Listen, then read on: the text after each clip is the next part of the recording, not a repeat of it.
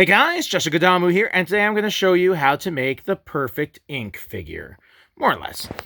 Some adaptation on your part might be necessary. So, for those of you that don't know, I am a massive Batman Beyond fan. I remember when they were making Batman Beyond as like a new Batman for a new age. I was like, no! Don't ruin Batman! No! No! And I loved it. In fact, I love Batman Beyond more than normal Batman. By the way, if you draw with a white paint marker on this guy, his face will look right. It's just wiped off last time. Anyways, I've been working on Inque, a custom Inque. And how I started was I went to a toy show. I found like a Marvel's Wasp or something like that. And, you know, she's a little smaller than Batman, but so is Inque. So it worked. And then I had this head, which was red hair, and this face. And I removed the red paint with acetone and Q-tips, and I dyed it black. And I was going to dye the face blue. Hoping that would taint the color. That doesn't always work, but blue's a strong color, so sometimes, yeah, I never got around to it. And I just kind of sat around like this. Then, gathering some inspiration from someone else's, custom, I grabbed some parts from Mr. Fantastic back from the 2000s toy line. And I found some that were black, and I just used some acetone to take the blue paint off of them, because it was the wrong kind of blue paint. Just the wrong way, And so I got this giant gargantuan hand and this, hammer fist, and that worked out pretty well.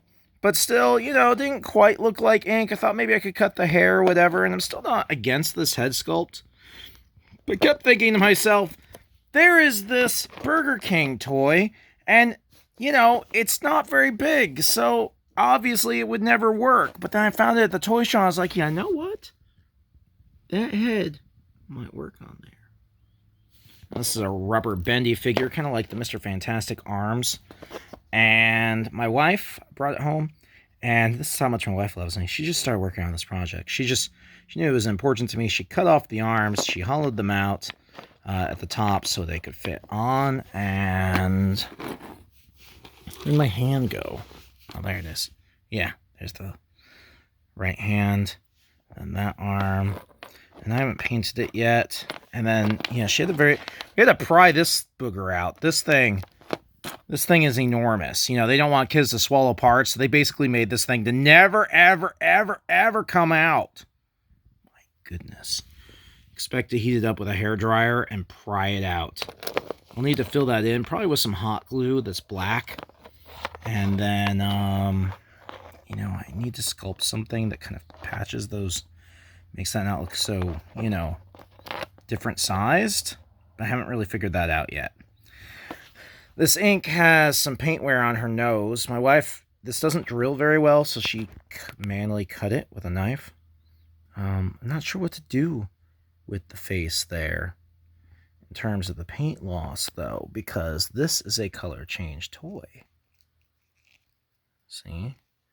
A little heat, and her skin tone turns normal. And then it turns back to dark gray, which at first I just thought it was filthy, But, yeah. So now you got Inque's face. My wife cut around the hair as well. Inque's face, Inque's hair. Give her Inque's actual arm. Inque's hand if you want. The normal hands this figure comes with work as well. So then you've got options. And I hate painting, so painting hasn't been done yet, but I thought, being that I was inspired by other people's Inque figures, I would show this off. This would be the way to start making your perfect Batman Beyond 1/6 scale, or 1/12 scale. Yeah, 6 inches tall.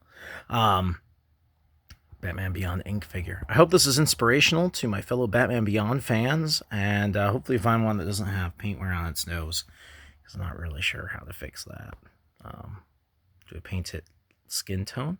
Do I paint it like a darker gray skin tone? I don't know.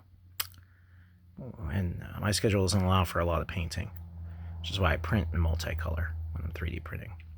Well, hope you enjoyed the video. See you guys later.